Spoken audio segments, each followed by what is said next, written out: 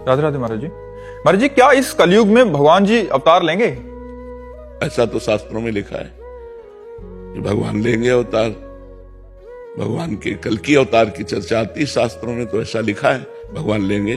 पर वो जब बहुत विकराल कलयुग बढ़ेगा, अभी 4,32,000 वर्ष कलयुग की आयु है, तो उसमें 5,000 के ऊपर ही अभी तो 32,000 नहीं क्रॉस किया है। कलयुग में इतना पापाचरण बढ़ जाएगा, इतना पापाचरण बढ़ जाएगा कि कहीं राम कृष्ण नाम सुनने को नहीं मिलेगा। देखो धीरे धीरे उसका प्रभाव बढ़ रहा है। मतलब कलिकाल का प्रचंड स्वरूप जब आएगा तब तो हाय हाय मची जाएगी। अभी तो बच्चा है, 4,32,000 में अभी तो 5,000 वर्ष बीत रहे हैं, और अगर 32,000 क्रॉस करेगा तब कैसा होगा जब 2 लाख क्रॉस करेगा। तो अब लिखा है कलिकाल बिहाल किए मनुजा, नहीं माने को अनुजा तनुजा। बेटी बहन का भेद खत्म हो जाएगा, पशुवत भोग आचरण शुरू हो जाएंगे, तांडव राक्षसी स्वभाव का। जब ऐसा महाभयंकर पापाचरण होगा तब उस समय भगवान का अवतार हुआ, कल की अवतार। फिर वो दुष्टों का विनाश करके तब फिर सतयुग आ जाएगा। वो आखिरी में 4,32,000 पूरे होते होते आखिरी में भगवान का अवतार होगा। जब भगवान का अवतार होगा उसी समय से सतयुग लग जाएगा, कलयुग की पूर्णता हो जाएगी। पर कलयुग अभी बहुत बहुत बहुत दुख है कलयुग में, बहुत दुख कलयुग में। शरीर स्वस्थ नहीं। अब देखो कैंसर ऐसे होने लगा जैसे जुकाम बुखार। जिसको देखो तेरे दिन खबर मिलती उनको कैंसर हो गया, और कैंसर का मतलब जीवन बर्बाद हो जाना। वो सब कीमो लगवा के सब वो 1-2 साल भले और घसते, इसके बाद शरीर छूटा ही जाता है। अब कैसे कैसे भयंकर रोग बढ़ रहे हैं, कैसी कैसी भयंकर व्यवस्थाएं हैं। अब एक आदमी को परेशानी, अस्पताल जाए तो दवा मिलना तो बाद की बात है, पहले 10-5 हजार रुपया खर्चा करो इस बात के लिए कि तुम्हें है क्या। अब वो सब रिपोर्टें देखकर निर्णय करेंगे कि आपको है क्या। इसके बाद उसकी फीस दो डॉक्टर की, फिर दवा दो, और फिर 2-4 दिन बाद आओ, तब वो देखेंगे दवा का प्रभाव क्या पड़ा, जांच करवाओ। वो जांच में अगर किसान आदमी है ना, वो इतने में उसकी सब इतना कहां पैसा है किसान आदमी के पास। तो आगे चल करके बड़ा रोगों का तांडव, भोगों का तांडव बढ़ेगा। कलयुग का प्रभाव, सब प्रथाएं, सब पवित्रताएं धीरे धीरे नष्ट होती जाती है। मतलब क्या सुंदर गृहस्थी कि अगर पति को प्राप्त किया तो आजीवन निर्वाह किया, पत्नी का वरण कर लिया, आजीवन निर्वाह किया। यहाँ लव मैरिज होता साल भर में डिवोर्स हो जाता है। कलयुग का प्रभाव देखो, कहा कलयुग का प्रभाव देखो। अब जब ये चरित्र आ गए कि पति पत्नी में विश्वास नहीं है, तो फिर मतलब कैसे गृहस्थी चलेगी। तो बड़ा समय धीरे धीरे कलयुग का प्रभाव तो बढ़े। पर कलयुग का एक बड़ा गुण है, जो 10,000 वर्ष तपस्या से फल प्राप्त होता था, वो कुछ दिनों के नाम कीर्तन नाम जप से प्राप्त हो जाएगा। कलयुग का बहुत बड़ा, कलयुग समयुग आन नहीं, जो नर कर विश्वास, गाय राम गुण गण विमल, भव बिन तरह प्रयास। इसमें बिना प्रयास के भवसागर से तरने का उपाय है राम राम राम राम, राधा राधा राधा राधा, कृष्ण कृष्ण कृष्ण।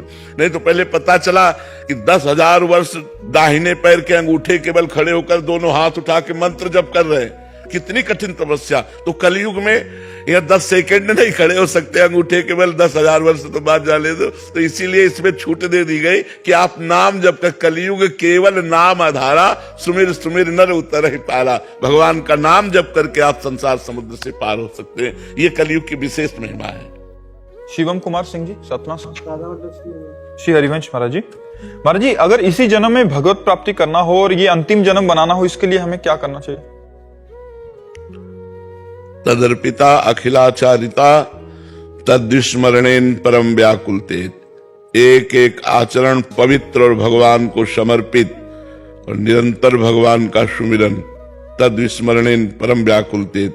एक सेकेंड के लिए भी भगवान को भूल जाने पर ऐसी व्याकुलता पैदा होने लगे, जैसे मछली को जल से अलग करो तो तड़पने लगती है। ऐसी व्याकुलता तो समझ लो कि हमारा आखिरी जन्म है। जब कोई भी खान पान भोग हमारे भगवान के स्मरण को न रोक पावे, खाते पीते चलते उठते बैठते हर समय तैल धारावत भगवान का चिंतन चल रहा है, तब वो भगवान को प्राप्त हो जाता है। अखंड स्मरण भगवान की निश्चित प्राप्ति करा देता है। तो हमारे आचरण पवित्र हो, हमारा खान पान पवित्र हो, हमारे विचार पवित्र हो और खूब भगवान का निरंतर नाम स्मरण करें और हर कर्म को भगवान को समर्पित करें, तो इसी जन्म में हमारा काम हो जाएगा। अपने को भूल जाओ और भगवान के स्मरण में मस्त हो जाओ, यही परम पद है, यही भगवान की प्राप्ति है। भगवान कहीं दूर नहीं, आपके हृदय में ही बैठे हुए हैं। जितना भजन करेंगे उतने अनुभव होता जाएगा। नहीं तो माया का चद्दर ओढ़े हुए, त्रिगुण माया का पर्दा लगाए हुए हृदय में ही बैठे हैं, कहीं दूर नहीं है। भजन के प्रभाव से माया का प्रभाव हटे तो भगवान का साक्षात्कार हो जाए। हृदय मंदिर में भगवान विराजमान है और जहां उनका साक्षात्कार हुआ, आखिरी जन्म समझो, आखिरी जन्म। रोहित शर्मा जी, श्री हरिवंश महाराज जी। महाराज जी, मैं पिछले 2 सालों से आपकी बातें मानकर राधा नाम जपने का भी प्रयास कर रहा हूं, परंतु मन मुझे बार बार ये कहकर गिराता है कि तेरी तो प्रकट में दीक्षा नहीं हुई, अभी कंठी भी नहीं पहनी, वृंदावन वास भी नहीं है, आचरण भी सही नहीं है, तो तुझे प्रिया प्रीतम नहीं मिलेंगे। ऐसा किसका प्रश्न है? तो कंठी बांध लो, मिल जाएगा। प्रयास करो, कृपा से उनके क्या नहीं हो जाएगा। जब मनुष्य शरीर मिल गया तो भगवत प्राप्ति दुर्लभ थोड़ी है। दुर्लभ तो मनुष्य शरीर था, दुर्लभो मानुषो देहो, सो प्राप्त हो गया। अब हम सब कुछ प्राप्त कर सकते हैं। क्या जाता है? कंठी बांध लो, राधा राधा बोलो, ये गुरु मंत्र हो गया। समझ रहे हो ना? गुरु मंत्र हो गया, कंठी बांध लो। कोई नशा आदि तो नहीं करते हो, बस तुम नाम जप करो, चिंता मत करो। भगवान बड़े कृपालु हैं, इसीलिए भेजा है। भगवत प्राप्ति के लिए तो भगवान ने भेजा है। मनुष्य जन्म दिया, साधु समागम दिया, तो इसका मतलब हम पर भगवान की विशेष कृपा है। बिना भगवान की कृपा के संत समागम थोड़ी मिलता है। अब मोह भा भरोस हनुमंता, बिनु हरि कृपा मिले नहीं संता। तो हरि की कृपा हुई तो संत समागम मिला, और संत समागम का फल है भगवत प्राप्ति। बड़े भाग पाइब सत्संगा, बिना प्रयास होए भव भंगा। बड़े भाग्य से सत्संग की प्राप्ति होती है, और सत्संग मिल गया तो बिना प्रयास के संसार सागर से हम पार हो जाएंगे। तो हमें प्रयास करना है नाम जप का। हर समय नाम जप करो, कोशिश करो कि भोजन पवित्र हो। प्याज लहसुन पाते हो? घर वालों को भी लेके आया हूँ वृंदावन ना। घर वाले भी मेरे साथ वृंदावन आए ना पहली बार। अच्छा, वो इधर नियम ले लेते कि ऐसा कुछ नहीं खाए। हाँ, बहुत उत्तम बात है। यदि ऐसा हो जाए तो उत्तम बात है। ठीक है, देख लो करके। करुण गुप्ता जी, जम्मू से। राधे राधे। राधे राधे महाराज जी। महाराज जी, आपके आशीर्वाद से मेरे शरीर से मदिरा और मांस सेवन करने की आदत छूट गई है, और ये सिर्फ आपकी ही कृपा से हुआ है। हम धन्यवाद देते हैं आपको कि आपने अपने जीवन को अच्छे मार्ग में लगाया, असत मार्ग से हटाया। बहुत अच्छी बात है, बहुत अच्छी बात है। महाराज जी, ऐसे ही कान पकड़े रखना, क्योंकि आपकी कृपा से। कान नहीं पकड़े, हम तो हाथ पकड़े, तो चिंता मत करो। कान तो थोड़ी पकड़ होती है, छुटा सकते हो। हाथ पकड़े, भगवान जब कृपा करते हैं ना, उनका हाथ पकड़ना यही होता है, गलत मार्ग से हटाकर सही मार्ग में चलाना। कुपथ निवार्य सुपंथ चलावा। भगवान जब कृपा करते हैं तो हमें ऐसे हितमित्र मिल जाते हैं, ऐसे संत मिल जाते हैं जो कुपंथ से हटाकर सुपंथ में चलाते हैं। तो भगवान ने हमें पकड़ लिया है, सुपंथ मार्ग में पकड़ लिया है। अब ये है कि दोबारा उस गलती को ना करें। कभी आपके यार मित्र दोस्त मिलेंगे, अरे कहाँ के चक्कर में पड़ गए तो ये बातें अब जीवन में नहीं होनी चाहिए।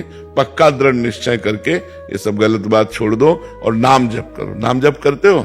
जी हाँ, नाम जप करो, यही जीवन का परम लाभ है। ये 4 दिन की चांदनी है, पता नहीं कब शरीर छूट जाए। गंदे आचरण करके शरीर छूटा तो नरक जाना पड़ेगा यार। वो भी दोस्त भी ऐसे कहते हैं, 4 दिन की चांदनी है, खाओ पियो ऐसे। नहीं, 4 दिन की चांदनी में हम अपने को बर्बाद थोड़ी करेंगे। हमको अच्छे मार्ग में चलना। जब हमें अवसर में, यही तो गंदे लोगों के विचार होते हैं कि यार थोड़ा समय मिला है हम गंदा कर ले। नहीं, थोड़ा समय मिला है हम अपने को संभाल लें, हम अच्छे आचरण करें, हमारा आगे का जन्म बुरा ना हो, पशु पक्षी कीट योनियों में न जाना पड़े।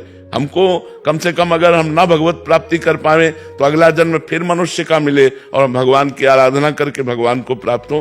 मनुष्य जन्म बहुत अच्छा शरीर है, कोई भी पीड़ा हो डॉक्टर से, लेकिन आप पशु पक्षी के रूप में जंगलों में रह रहे हैं। आपको क्या पीड़ा है, क्या घाव है, कोई देखने वाला नहीं। कितनी भूख प्यास, क्या कोई सर्दी गर्मी बरसात सब। तो हमें लगता है कि हमें ऐसा भजन तो इतना तो कर ही लेना चाहिए कि मुझे अगला जन्म मनुष्य का मिले। बिना भजन के नहीं मिलेगा। भगवान ने कृपा की तो इस जन्म मनुष्य बनाया, अब तुम इतना साधन कर लो कि अगला जन्म फिर मनुष्य का मिले, भारत जैसे पवित्र देश में जन्मे और धर्म पूर्वक समाज सेवा और देश सेवा, परिवार सेवा और भगवत प्राप्ति, ये सब परम लाभ लें। ये थोड़े दिन के लिए थोड़ी शराब पी करके रोड किनारे पड़े रहना, ये मनुष्य जीवन थोड़ी है। मनुष्य जीवन है संयम, नियम, अच्छे आचरण, अच्छा भोजन और भगवान का भजन करके परोपकार करो। मनुष्य जीवन परोपकार के लिए मिला है। कंठी पहनिए, कुछ परहेज वगैरह। कंठी पहनिए, कुछ परहेज बता दीजिए। बस सबसे बड़ा परहेज तो आपने छोड़ ही दिया, अब रह गया प्याज लहसुन। आपके आशीर्वाद से वो भी छोड़ दिए तो बस फिर हाँ नहीं बहुत, फिर क्या, फिर तो बस आराम से पहनो, कोई परेशानी नहीं। बाथरूम जाना होता तो कंठी नहीं उतारना, ना शौच में उतारना होता, ना बाथरूम में उतारना होता, ये बराबर 24 घंटे गले में बंधी रहती है, इससे नहीं उतारना होता। महाराज जी, इनके एक दो प्रश्न थे कि जैसे किसी वस्तु का आज भोग लगा लिया और अगर कल पाने पड़ रही, मान लीजिए किशमिश ही है, तो अगले दिन पा सकते हैं फिर से भोग? हाँ नहीं, वो भोग लगाने के बाद फिर उसे पा सकते हैं। महाराज जी, मेरा प्रश्न ये था कि जैसे आज कोई मिठाई लाई, भगवान जी को भोग लगा के पा लिया जी, कल दोबारा से पाने लगे हैं, तो उसको मन में भोग लगाना चाहिए कि नहीं? क्योंकि नहीं, वो तो भोग लगा हुआ है, जयकार कर सकते हैं राधा वल्लभ लाल की जय, और फिर उसे पा सकते हैं। जो भोग लगा दिया तो फिर बाहर भोग और अंदर भोग वही विराजमान है, तो मानसिक लगाओ चाहे प्रगट में लगाओ, एक बार भोग लग गया, अब जैसे हमें दोबारा पाना है तो राधा वल्लभ लाल की जय पाने लगे, ऐसे जय। छोटे छोटे प्रश्न, जैसे एक डब्बा लेके आए निमित्त से कि भोग लगाना है, अगर उसी में से 4 पीस निकाले और अलग से भोग लगा दिया तो अगले दिन फिर उस डब्बे से लगा? हाँ, उसी डिब्बे से चल लेके था। हाँ। तो या फिर पूरा डब्बा लगाया तो फिर वो पूरा प्रसादी हो गया ना? नहीं, 4 पीस अगर हमारी आज जरूरत है, हमने 4 पीस का भोग लगाया, अगर उसमें 8 पीस है तो हम 4 पीस 3 दिन भोग लगाएंगे जी। महाराज जी, इनका एक और प्रश्न था कि अगर कोई इंसान वृंदावन की रज मांगे या पर वो मांस मदिरा का सेवन करता हो तो देनी चाहिए? दे देना चाहिए। रोगी है, दवा देनी चाहिए। रोगी है, दवा देनी चाहिए। मरीज है, बड़ा सीरियस मरीज है, उसको तो तुरंत देनी चाहिए। उसकी श्रद्धा तो बनी, और रजरानी कृपा करेंगे, उसकी बुद्धि शुद्ध हो जाएगी और गलत आचरण त्याग देगा। पहले तो उसकी धन्यवाद है कि उसकी रज में तो श्रद्धा बनी कि वृंदावन की रज है, इतनी श्रद्धा ही उसका कल्याण कर देगी, इतना ही कल्याण कर देगी। रज में बड़ी सामर्थ्य है। एक ज्योतिषाचार्य जी वृंदावन अपने मित्र के साथ आए, बड़े ज्योतिषाचार्य थे और सच्चे ज्योतिषाचार्य थे। तो उनके मित्र ने कहा कोई चमत्कार दिखाओ। बगल में एक आदमी चल रहा था, उन्होंने उसकी भाग्य रेखा पढ़ी और कहा कल इसे 12 बजे वृंदावन में सांड मारेगा और ये मर जाएगा। ज्योतिष से तुरंत विचार किया, तो बोले अब यार हम 12 बजे तक इसका पीछा करेंगे। कल तक किया और 12 बजे, ठीक 12 बजे वृंदावन का सांड आया और पेट में सिंह उसेर दिया, वो मर गया। उनको अनुभव हुआ कि इसको भगवत प्राप्ति हो गई। उनका ऐसा कैसे हो गया, इसकी तो दुर्गति होनी थी, तो पापी आदमी था, ये भगवत प्राप्त कैसे हो गया सांड मारने से? तो वृंदावन के रसिकों से मिले, उन्होंने कहा हमने उसके आचरण और उसकी गणित से देखा इसकी दुर्गति होनी थी और ये भगवत प्राप्त कैसे हो गया? तो उन्होंने कहा वृंदावन के सांड सींग जो है वो रज में ऐसे ऐसे करते हैं ना, उसमें रज लगी थी, तो जब मारा तो उसके पेट में रज चली गई, तो उसका कल्याण हो गया।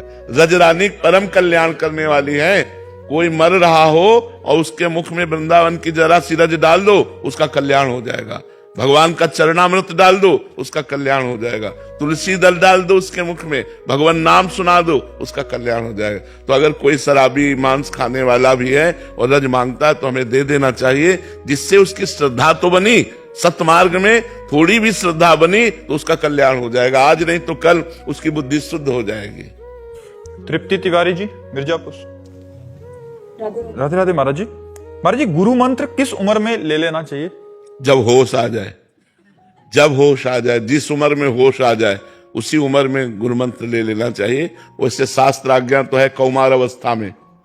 कौमार अवस्था माने सबसे छोटी अवस्था होती है, जब हमें चेतना होती है, मैं कौन हूं, मैं कहां कैसा हूं, इतनी जानकारी होने लगती है घर परिवार की, तो उसी समय गुरु मंत्र ले लेना चाहिए। राधे राधे महाराज जी। महाराज जी, मैं कौन हूं? इसका पता लगाने के लिए तो साधना की जाती है। इसका पता लगाने के लिए ही तो इंद्रियों पर विजय प्राप्त की जाती है, मन पर विजय प्राप्त की जाती है, देह का भाव त्याग दिया जाता है, तब जाकर पता चलता है कि मैं वही हूं, तत्त्वमसि। वेद कहता तत् माने वह, त्वम माने तुम, अस माने है, तू वही है। भूल गया अपने आप को देह भाव में आकर के, नहीं तू वही है, तू परमात्मा स्वरूप ही है। अपने स्वरूप को भूल करके तू माया में, विविधता में फंस गया, अनेकता में फंस गया, भोगों में फंस गया। इसी के लिए तो हम लोक परलोक के भोगों से वैराग्य, सत असत का विवेक, इंद्रियों का दमन, मन का दमन, हर कष्ट को सहना और चित्त का भगवान में स्थित रहना, और मैं मुक्त होना चाहता हूं, मुमुक्षुता, इन साधनों के द्वारा अपने स्वरूप को जानते हैं। मैं कौन हूं? वैसे भगवान ने कहा ममैवांशो, तो मेरा अंश है। लेकिन जब तुम मैं को जान लोगे तो ब्रह्मविद ब्रह्म ही भवति। जो ब्रह्म को जान लेता है वो ब्रह्म स्वरूप हो जाता है। हमारा स्वरूप भी ब्रह्म स्वरूप ही है, भगवत स्वरूप है, किंचन मात्र अलग नहीं है। समझ पा रहे हैं आप? जब साधना करोगे तब समझ में आएगा। इसीलिए खूब नाम जप करो, इंद्रियों को गलत आचरणों से, मन को गलत आचरणों से हटाओ और श्री भगवान में लगाने की कोशिश करो। तो सोई जाने जे देहु जनाई, वही जान जाता है जिसे भगवान जना देते हैं। और जो जान जाता है तो जानत तुम्हें हो जाए, वो भगवान को जानकर भगवत स्वरूप हो जाता है। अविनाश कुमार जी, राधे राधे महाराज जी। महाराज जी, भगवान का प्रेम और स्वरूप, इन दोनों में क्या अंतर है? एक ही है, भगवान प्रेम स्वरूप ही है। भगवान प्रेम स्वरूप है। जो जाकी रही भावना जैसी, प्रभु मूरत देखी तिन तैसी। अगर हम भगवान को ज्ञान स्वरूप मानते हैं तो भगवान ज्ञान स्वरूप है। भगवान को वैराग्य स्वरूप मानते हैं, भगवान वैराग्य स्वरूप है। भगवान को ऐश्वर्य रूप मानते हैं तो भगवान ऐश्वर्य रूप है। भगवान को प्रेम रूप मानते हैं तो प्रेम के खिलौना दो, खेलत है प्रेम खेल, दोनों प्रेम के स्वरूप हैं, प्रिया और प्रीतम। तो हम जैसी भगवान पर भावना करते हैं वैसा ही भगवान हमको अनुभव में आते हैं। भगवान का स्वरूप कैसा? जैसा आपने सोचा वैसा। जैसे अभी सोच रहे स्त्री पुरुष नानात्व, तो वही भगवान स्त्री पुरुष और नानात्व के रूप में दिखाई दे रहे हैं। आप सोचने लगे भगवान एक, तो सब इन रूपों को गायब करके एक तत्व का अनुभव करा देगा जब आपकी साधना परिपक्व होगी। आप सोचिए भगवान प्रेम स्वरूप है तो आपको प्रेम में भगवान के दर्शन होंगे, ऐश्वर्य में तो वैकुंठनाथ के दर्शन होंगे। भगवान को जैसा हम सोचेंगे वैसा भगवान हमें अनुभव करा देंगे। भगवान कैसे? जैसे तुम सोचो वैसे। जाकी रही भावना जैसी, प्रभु मूरत देखी तिन तैसी। हेमंत जी, बाड़मेर से। जी राधे राधे महाराज जी। महाराज जी, गुरु करने और मानने में कितना फर्क है? करने में कोई लाभ ज्यादा नहीं है, मानने में लाभ है। गुरु तो हजारों किए हुए हैं, लेकिन गुरु की मानते कितने हैं? गुरु की मान जाए, गुरु को बनाना तो हजारों लोग बना रहे हैं, गुरु बना रहे हैं, लेकिन गुरु बनाना, करना और गुरु की मानना, इसमें जमीन आसमान का अंतर है। गुरु मत बनाओ, गुरु की मान लो, कल्याण हो जाएगा। गुरु बनाया, गुरु की नहीं माने, कल्याण नहीं होगा। गुरु की मानना है। गुरु को गुरु मानना ये तो हजारों लोग मान लेंगे, लेकिन गुरु की बात मानना ये कोई बिरला लोग मानेंगे। जो गुरु की बात मानेंगे वही माया से तर जाएंगे, वही दुखों को पार कर पाएंगे।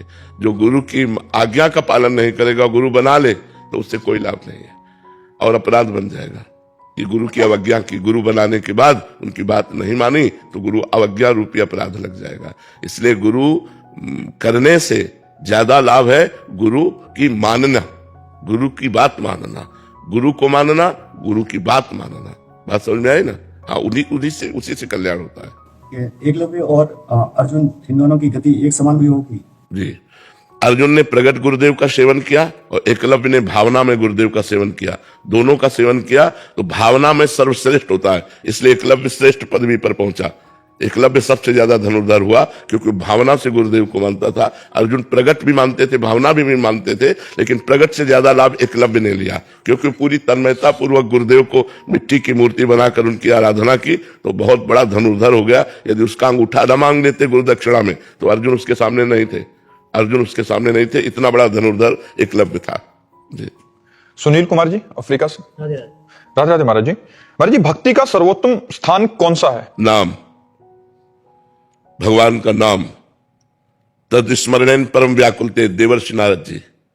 भगवान का विस्मरण होने पर ऐसी व्याकुलता हो जाए जैसे मछली को पानी से अलग करो तो तड़पने लगती है। ऐसे जब तड़पन होने लगे तो समझो हमारी भक्ति रंग ला रही है। भक्ति का स्थान नाम और अखंड स्मृति, निरंतर भगवान का स्मरण, यही भक्ति का स्वरूप है। हमारे जितने आचरण हैं वो सब भगवान को अर्पित हो और निरंतर भगवान का स्मरण हो, ये सर्वोत्तम भक्ति का स्थान। किसका प्रश्न था? बात समझ में आई? सौरभ शर्मा जी, राधे राधे महाराज जी। महाराज जी, आपने कई बार एकांतिक वार्तालाप में बताया है कि आत्मा जो है वो परमात्मा का ही अंश है, आत्मा एवं परमात्मा के सभी गुण समान हैं। महाराज जी, भगवत गीता में अहंकार विमूढ़ आत्मा कर्ता मिति मन्यते वाले श्लोक में आत्मा और परमात्मा में महाराज जी आत्मा अहंकार विमूढ़ क्यों कही गई है? आत्मा का वहां तात्पर्य लिया गया है अंतःकरण से, समझ रहे हो ना? जो अंतःकरण में अहंकार है उसको कहा गया, वहां शुद्ध आत्मा को नहीं कहा गया। वहां मलिन, जो अंतःकरण धर्म को स्वीकार कर चुकी, जैसे जीव कहना उस पर ब्रह्म परमात्मा स्वरूप अंश को एक तरह से निंदा करना है, उसकी निंदा करना है। जीव का तात्पर्य होता है, जीवात्मा, उसका तात्पर्य होता है शरीर में अहंकार कर लेना। अगर शरीर का अहंकार हट जाए तो विशुद्ध परमात्मा स्वरूप है। तो जो अंतःकरण में एक मैं है, मन, बुद्धि, चित्त और अहंकार, जो अंतःकरण का मैं धर्म है वो कर्ता और भोक्ता भाव को प्राप्त होता है और उसमें आत्मभाव लिप्त रहता है, मैंपन।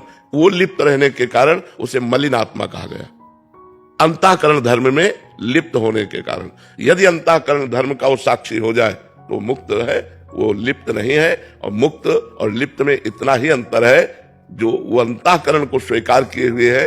तो देखो, मन मांगता है, इंद्रियां देखती हैं, सुनती हैं, चखती हैं, लेकिन मैं क्या कहता हूं?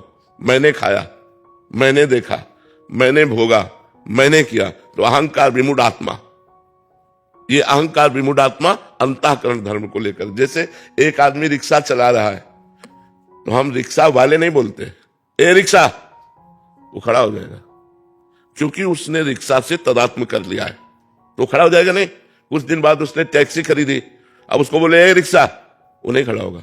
उसे कहो ए टैक्सी, वो खड़ा हो जाएगा। ना वो रिक्शा है ना वो टैक्सी है, लेकिन उसमें तदात्म होने के कारण वो अपने में आरोपित कर लेता है। ऐसे ना ये पंचभूत का शरीर, अंतःकरण, स्वभाव, ये आत्मा का नहीं है, लेकिन उसने स्वीकार कर लिया तो उसे जीवात्मा कहा गया, उसे विमूढ़ आत्मा कहा गया, उसे मूढ़ कहा गया, उसे पापी कहा गया। और वही बार बार जन्म मरण को प्राप्त हो रहा है। इसीलिए अंतःकरण का साक्षी भाव जब तक नहीं आता, जब तक अपने को कर्ता भोक्ता मांगता है, तो अवश्य में वो भोक्तव्यम। कृतम कर्म शुभाशुभम, कृतम माने किए हुए, शुभ अशुभ कर्म को अवश्य भोगना पड़ेगा।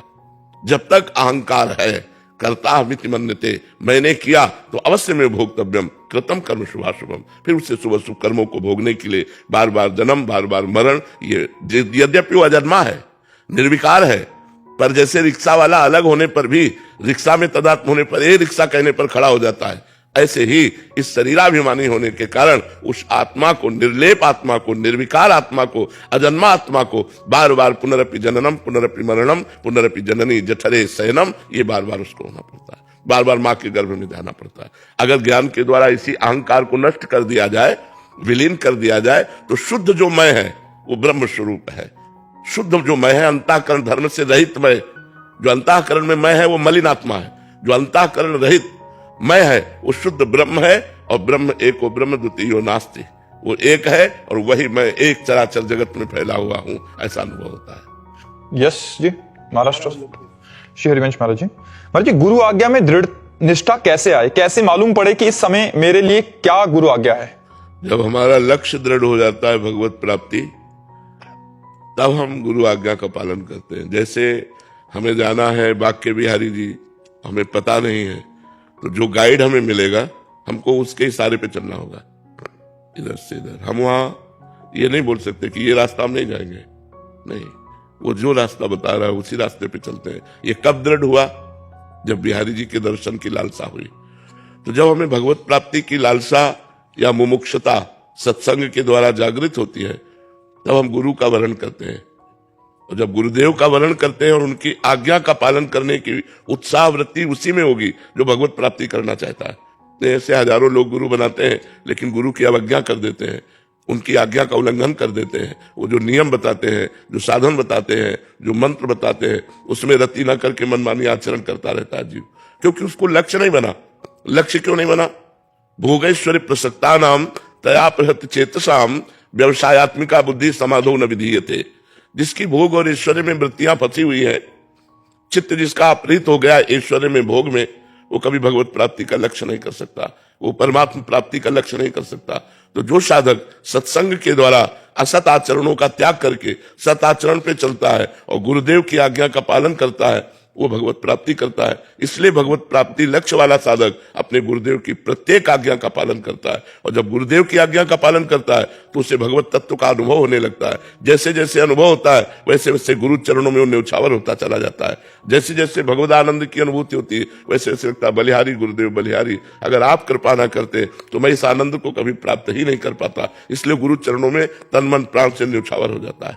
समझ पा रहे हैं आप? प्रभु, पर कभी कभी ऐसे भोग आते हैं कि वो लगता है कि ये तो कर्तव्य है इनको भोगना, तो उनको मतलब कैसे मालूम पड़े कि ये भोग? तस्मात् शास्त्रम प्रमाणम ते कार्याकार्यो व्यवस्थित हो।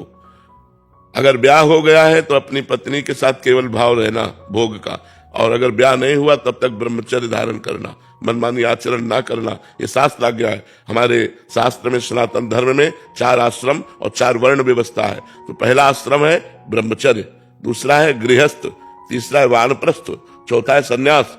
तो हर गृहस्थ बालक को चाहिए कि पहले आश्रम की मर्यादा की रक्षा करे, अर्थात ब्रह्मचर्य धारण करे, और जब ब्याह हो जाए, पाणी ग्रहण हो जाए, तो मर्यादा के साथ अपनी पत्नी से सहवास करे। और जो खान पान के भोग है, जो शास्त्र कहते हैं सात्विक भोग है, वही पाना चाहिए। मांस, मछली, अंडा, मदिरा, प्याज, लहसुन, ये सब नहीं पाना चाहिए। जो निषेध किया गया है उसे हमें नहीं पाना। जो हमारे लिए अनुकूल है, भागवतिक आचरणों की वृद्धि कराने वाला भोजन है, वो हम भोजन पाएंगे। वैसा ही महाराज जी पिछली बार आया था, आपने बोला था माता पिता को भगवान मान के सेवा करो जी, उनको कैसे भी सुख पहुंचाने की वृत्ति रखो। तो अगर माता पिता ही बोलते हैं कि प्याज लहसुन खाओ, फिर उनको मना कर नहीं, ऐसे भगवान की आज्ञा नहीं मानते हम। केवल भगवान मानते हैं सेवा के लिए। वो कह रहे हैं कि शराब पी, वो कहें कि हमारे साथ मांस खाओ, शराब नहीं। तुम्हारी गलत आदत है, तुम्हारी आदत है। हम भगवत भाव रखकर तुम्हारी सेवा करते रहेंगे, लेकिन तुम्हारी आज्ञा का पालन नहीं करेंगे। आज्ञा का पालन करेंगे गुरु की, शास्त्र की, संत की। बात समझ में आ रही? और महाराज जी हर समय कैसे पता चले कि इस समय क्या आज्ञा है गुरुदेव की? अंदर अंदर झांक के देख, गुरुदेव बैठा हुआ है, वही अंदर आपको 1 सेकंड में उत्तर दे देगा। 1 सेकंड की गलत है नहीं करना, लेकिन वो बहुत धीमे उत्तर होता है, उसको सुनने की क्षमता चाहिए, अंतर्मुखता। तुरंत उत्तर आता है, देर थोड़ी लगती। और इसे सब लोग अनुभव करो, जहां गलत करना चाहते हो अंदर से आत्मा की आवाज आती है कि नहीं कि गलत है, लेकिन हम उसकी बात ना मानकर मनमानी आचरण करते हैं। ये कोई नहीं कह सकता मुझे पता नहीं था कि ये गलत है। सबको पता होता है ये गलत है। आत्मना प्रतिकूलानि परेशान न समाचरित। हाँ, जो हमें अच्छा नहीं लगता हम व्यवहार दूसरों के साथ ना करें, ये शास्त्र की आज्ञा है। हमारी बहन को कोई गलत दृष्टि से देखे, हमें बर्दाश्त नहीं, तो हम किसी की बहन को गलत दृष्टि से ना देखें। हमारे साथ कोई बेईमानी करे, ये हमें बर्दाश्त नहीं, तो हम किसी के साथ बेईमानी ना करें। आत्मना प्रतिकूलानि परेशान न समाचरित। राजीव जी, राधे राधे महाराज जी। महाराज जी आपके चरणों में कोटि कोटि प्रणाम। महाराज जी, जब मन किसी बात को पकड़कर बैठ जाए और छोड़ने को तैयार ना हो, तब ऐसी स्थिति में क्या करें? बहुत बहुत हठीला है, बहुत हठीला है। मतलब इतना हठीला है कि बहुत हठीला है। अगर वो पकड़ के बैठ गया तो बैठ गया, फिर वो मतलब अगर नाम जप नहीं है, भजन नहीं है, तो वो तुमको झुका के रौंद डालेगा। ऐसा है, बड़े बड़े ऋषि मुनियों को परास्त करने की सामर्थ्य रखता है ये मन। मन हठीला है, पकड़ लिया तो पकड़ लिया, बहुत इसकी पकड़ बहुत जोर की है। तो हम इसको भगवान नाम पकड़ाएं। इसकी जब हठीलेपन की आदत है तो इसका हम लाभ ले।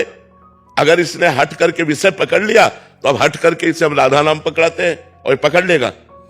ये ऐसा समझो बलवान अंधा आदमी है, जैसे बहुत बलवान हो लेकिन अंधा हो।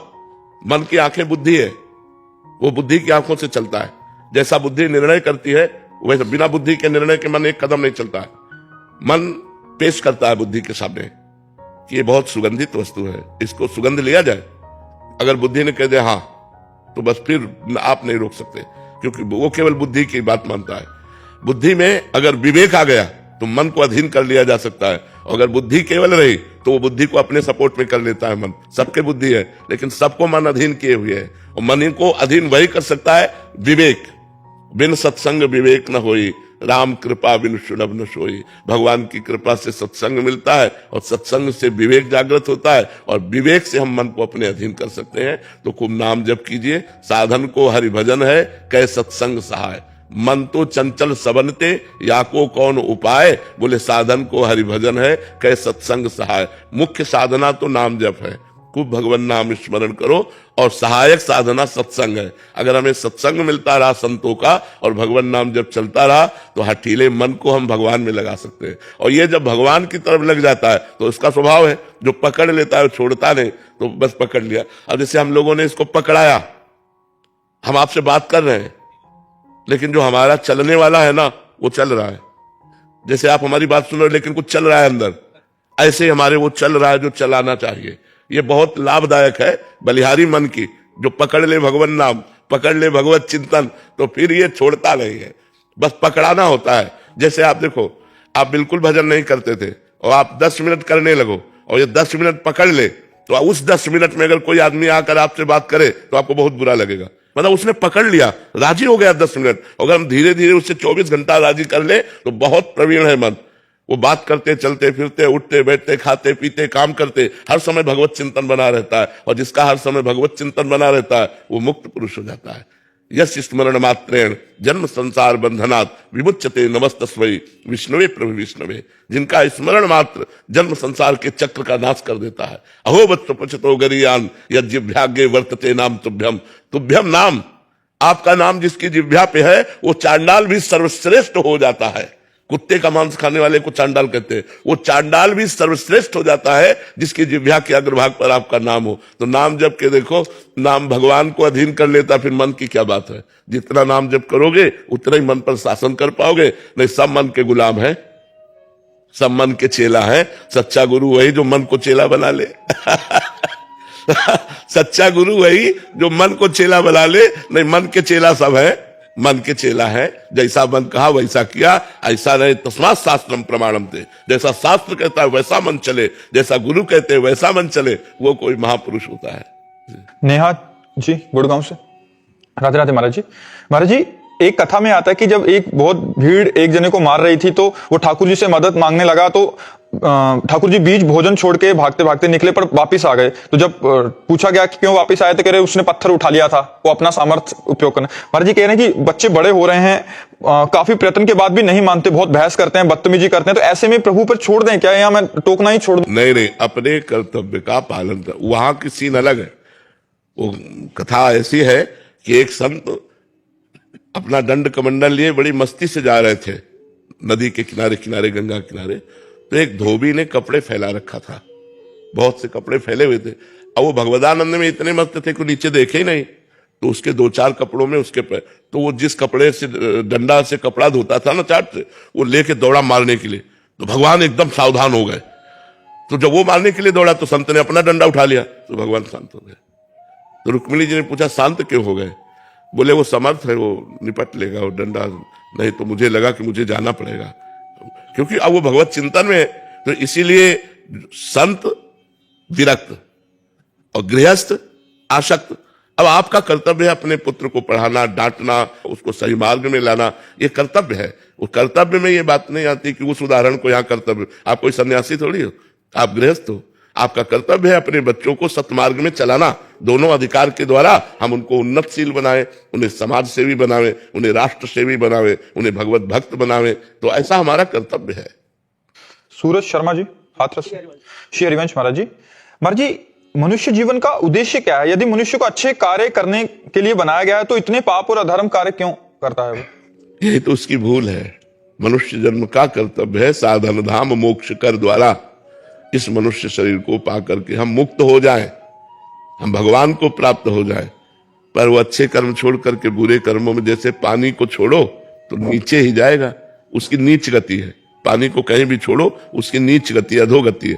ऐसे मन और इंद्रियों को छोड़ दो तो इनकी नीच गति है। पापमय आचरणों में इनको बड़ा सुख मिलता है इंद्रियों को। तो मनुष्य अगर अपने मन को ऊर्ध्वगामी बनाना चाहे तो जैसे जल को नीचे की गति वाले को ऊर्ध्वगामी बनाने के लिए यंत्र की आवश्यकता है, ऐसे ही मन को जो अधोगामी हो रहा है, इंद्रियों के भोगों की तरफ जा रहा है, उसे सावई मनः कृष्ण पदारविंदयो, भगवान के चरणारविंद की तरफ लगाना है तो मंत्र की आवश्यकता है। इसीलिए गुरु बनाया जाता है, गुरु के चरणों का आश्रय लिया जाता है, उनसे नाम मंत्र लिया जाता है, उनसे नियम लिए जाते हैं, जिनके द्वारा हम मन को धीरे धीरे गंदे आचरणों से हटाकर अच्छे आचरणों में लगाकर भगवान को रिझा सके, भगवान को प्रसन्न कर सके। पर मनुष्य भगवान को छोड़ करके भोगों में रत हो गया, भगवान को छोड़कर मनमानी आचरण करने लगा। आज आप लोग सत्संग सुन रहे हैं तो धीरे धीरे आप अपने मन को संभाल रहे हैं। बहुत से भाई बहन आते हैं कि हमारे आचरण गलत थे, हमने सत्संग सुन करके सुधारा। तो सत्संग ही सुधार सकता है, अध्यात्म ही आपको पवित्र कर सकता है, अध्यात्म ही आपको जीने की कला सिखा सकता है। नहीं तो आज पाप करोगे, कल भोगना पड़ेगा, मिट जाओगे, किसी काम के नहीं रहोगे। जब भोग आते हैं, जब शरीर में पीड़ा होती है, तब कोई सहारा नहीं दिखाई देता है भगवान के सिवा। और भगवान से संबंध नहीं रखा तो उस समय भगवती स्मृति होती नहीं है। जीव महान दुख को पास सो परत्र दुख पावे, सिर धुनि धुनि पछताए, काले कर्म ईश्वर मिथ्या दोष लगाए। इसलिए अभी भजन कर लो, अभी नाम जप कर लो। प्यारी PSH श्री हरिवंश महाराज जी, गुरुदेव भगवान आपकी कृपा से श्री धाम वृंदावन का वास का परम सौभाग्य मिला, फिर भी मन बहुत कमजोर सा हो गया महाराज जी। आत्मविश्वास की कमी है एवं लोगों से मिलने व बात करने से भी डर लगता है। मैं इस डर और संकोच को कैसे दूर करूं महाराज जी? हाँ, डर लगना ही चाहिए, इसे दूर नहीं करना।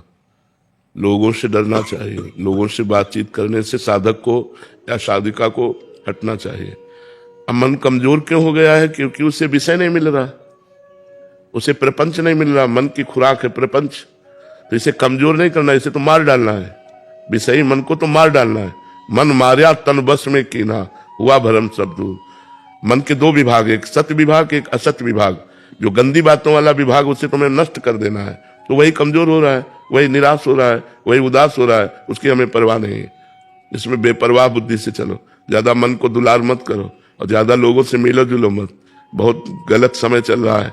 लोगों से मिलने जुलने का मतलब है अपने को भ्रष्ट कर देना। बिल्कुल दूरी बना के चलो, एकांतवास करो, खाओ पियो, भजन करो। नहीं मन लग रहा है, सो जाओ, प्रपंच मत करो किसी से। जब जागे तब प्रिया भजे नहीं, सोए पाँव पसार, व्यास भरोसे कुंवर के सोवत पाँव पसार। जब जगे तो राधा राधा राधा राधा राधा, नहीं तो अपना सो गए। किसी से प्रपंच नहीं किया, किसी से मिले जुले नहीं, किसी से। उर्मिला जी कोलकाता से, राधे राधे महाराज जी।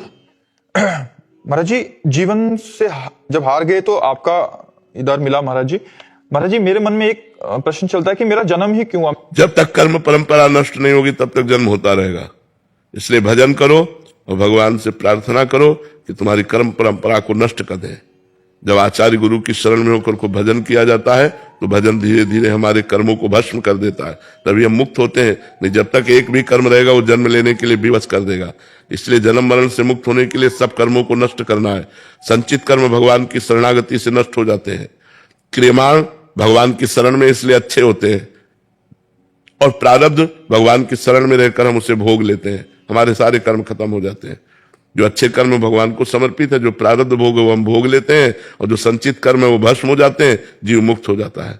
इसलिए नाम जप करो, खूब भजन करो और भगवान से प्रार्थना करो कि हमारा अगला जन्म ना हो। अगर हो तो आपकी भक्ति से युक्त हो, अच्छे आचरणों से युक्त हो, समाज सेवा करे, देश सेवा करे, सब में आपका भाव रखे, ऐसा मेरा जन्म हो। सोनिया जी, राधे राधे महाराज जी। गुरुदेव भगवान, हमें कैसे पता चलेगा कि हमारा भजन खर्च हो रहा है? भजन खर्च की तो पूछो मत। अगर ऐसे तुम भजन के स्वामी बनोगे तो सब खर्चा हो जाएगा। सरकारी बैंक में जमा कर दो, कुछ नहीं खर्चा होगा। भगवान को जमा कर दो, जो भजन करो कृष्णार्पणम वस्तु करो, भगवान को समर्पित कर दो। और ऐसे अगर तो कोई अगर इतना भी प्रणाम करता है तो तुम्हारा भजन लेता है, तुमसे बात करता है तो तुम्हारा भजन लेता है, तुम्हें वस्त्र भोजन सुख सुविधा जो भी देता है वो सब भजन लेता है। अगर हम भगवान की शरण में हैं और अपने भजन को भगवान को समर्पित कर देते हैं तो हमें कोई वस्त्र देता है तो हमारे भगवान दिए, हमें भोजन दिया तो मेरे भगवान ने दिया, मुझे वास दिया तो मेरे भगवान ने दिया। तो हमारा भजन खर्चा नहीं होता, हम भगवान की कृपा से पाले पोसे जाते हैं और भजन से भगवत प्राप्ति हो जाती है, भगवत कृपा से भगवत प्राप्ति हो जाती है। अगर हम भजन के स्वयं ठेकेदार बनेंगे तो खर्चा ही खर्चा है। किसी को कटवचन बोल दिए, किसी की निंदा सुन ली, किसी की निंदा कर दी, हमारे भजन क्षीण हो जाएगा। अमीशा आजाद जी, कलकत्ता से, राधे राधे महाराज जी।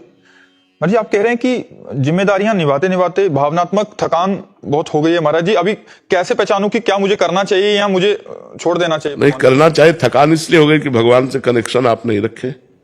अगर सब में भगवत भावना रखती, पति में, पुत्र में, परिवार में, मित्र में, संसार में, तो जिसके साथ जो भी कर्तव्य कर्म करती वो कर्म भगवान को अर्पित कर देती, आपका नया उल्लास, नया उत्साह, नया आनंद बना रहता। ऐसे संसार में थकान तो आ ही जाती है। अब शुरू कर दो, जो भी कर्म करो भगवान को समर्पित करो, शेष समय राधा राधा नाम जप करो, देखो मन उल्लसित हो जाएगा, मन आनंदित हो जाएगा, थकेगा नहीं मन। अब अगर भगवान से कनेक्शन नहीं रखोगी, संबंध नहीं रखोगी तो संसार में तो थक ही जाएगा। बहुत दुखमय संसार है, कहां तक हम इसको ढोएंगे? तो इसका कभी अंत थोड़ी हुआ है। तो हमको अपना काम बनाना है। हर कर्म, हर संबंध से जो है वो भगवान को अर्पित करके नाम जप करो तो थकान नहीं लगेगी, संसार में आनंद पूर्वक जीवन व्यतीत हो जाएगा। देशराज मौर्य जी, राधे राधे महाराज जी। महाराज जी, मैंने फेसबुक से 3 साल से आपका वीडियो देख रहा हूं और राधा नाम जप करने लगा हूं, लेकिन कुछ लोग कहते हैं कि बिना गुरु के ज्ञान अधूरा है महाराज जी। तो महाराज जी, मुझे गुरु बनाना चाहिए या राधा नाम? नहीं, हमको ये बताओ कि जब आपने राधा नाम लिया तो आपने माना कि नहीं माना, किन संत से लिया? तो बस हो गया फिर। गुरु का मतलब यही थोड़ी कि कंठी बंधवा ले तभी बात होती है। गुरु मानने से होता है, गुरु बनाने से नहीं होता। गुरु मानने से होता है। अगर आपने गुरु बना लिया, गुरु की मानी नहीं, तो नरक जाओगे। और आपने कंठी नहीं बंधवाई, तिलक नहीं लगाया, लेकिन एक एक बात मान रहे, तो आपका कल्याण हो जाएगा। गुरु मानने से कल्याण होता है, गुरु बनाने से नहीं। ये पक्की बात समझो। संसारी लोग नहीं, अगर हमारी इच्छा है तो हम कंठी बंधवा लेते हैं, हमारी इच्छा नहीं है तो हम इनको गुरु मानते हैं, इनकी बात पे चलते हैं, बस हो गया। यही गुरु मानना है, समझे? और महाराज जी, गुरु प्रकट में कब बनाना चाहिए? प्रकट में कब गुरु बनाना चाहिए? जब बेचैनी पैदा हो जाए, क्या मुझे गुरु की जरूरत है। मतलब ज्ञान की जरूरत हो, जैसे इन्होंने लिखा ज्ञान अधूरा है गुरु बिन, तो केवल इस पर्पस के लिए ये बात जब इनके अंदर जलन पैदा हो जाएगी कि मैं अधूरा हूं, मुझे इससे संतुष्टि नहीं हो रही, तब गुरु मंत्र ले लेना चाहिए, तब गुरु की शरण में प्रकट में हो जाना चाहिए। केवल सुनना कि राधा नाम जप करो तब मैंने गुरु मान लिया और इससे परम कल्याण हो जाएगा। तो दोनों में क्या अंतर हुआ? दोनों में ये अंतर है कि निकुंज नहीं पहुंचोगे। कहां जाएंगे फिर? भगवत धाम, भगवत धाम में भगवत प्राप्ति हो जाएगी, आपका आवागमन चक्र रुक जाएगा। लेकिन निकुंज में प्रिया प्रीतम के समीप पहुंचने के लिए फिर आपको गुरु परंपरागत जो मंत्र है, वो मंत्र इसीलिए आया है, आचार्य परंपरा से मंत्र है, उस मंत्र और स्वरूप का बोध कि हम प्रियाजू की दासी हैं, प्रियाजू की सहचरी है, या जो सखा भाव है या गोपी भाव है, वो जिस भाव वाला है वो मंत्र वहां पहुंचाता है, उस भाव दशा। और महाराज जी, जैसे किसी एक पर्टिकुलर इष्ट देव का नाम ले रहे हैं, जैसे राम ले रहे हैं, तो राम जी के धाम जाएंगे या केवल भगवत प्राप्ति हो जाएगी? इसमें भी अंतर है। हाँ, राम जी के धाम अगर उनकी भावना बनी कि मैं उनका दास बन के जाऊं तो जाएंगे, नहीं तो जैसे तरंग समुद्र में लय हो गए, जैसे आवागमन से मुक्त हो जाओगे। लेकिन राम जी के धाम जाने के लिए राम जी के सिद्ध संत की शरण में होना पड़ेगा और उनसे राम मंत्र लेना पड़ेगा, और फिर उस मंत्र के प्रभाव से दास भक्ति को। ये आचार्य परंपरा इसीलिए बनाई गई है, इसीलिए बनाई। महाराज जैसे राधा राधा जप रहे हैं तो 2-4 महीने तो ठीक है, 1 साल बाद 2 साल बाद एक जानने की इच्छा होती है कि राधा रानी कौन है, फिर इनकी लीलाएं। इसीलिए गुरु की शरण में जाना चाहिए, फिर गुरुदेव का वर्ण करना चाहिए, फिर मंत्र है, उपासना पद्धति है आचार्य परंपरा की, उसके अनुसार चलना चाहिए। नाम ही वो आसक्ति पैदा करता है। हाँ, नाम जपते रहो, गुरु के प्रति आपकी आसक्ति पैदा हो जाएगी और आप बिना गुरु बनाए रह नहीं सकते। बिना गुरु बनाए आप रह नहीं सकते। फिर आपको लगेगा कि ऐसा है। केवल पढ़ने लिखने से ऐसे बात नहीं बनेगी। हमारा प्रयास इतना, कृपा अपार, तो अपार कृपा से हमारा काम बनेगा, तभी गुरु के चरणों की शरण लेकर के इस मार्ग में चला जाता है।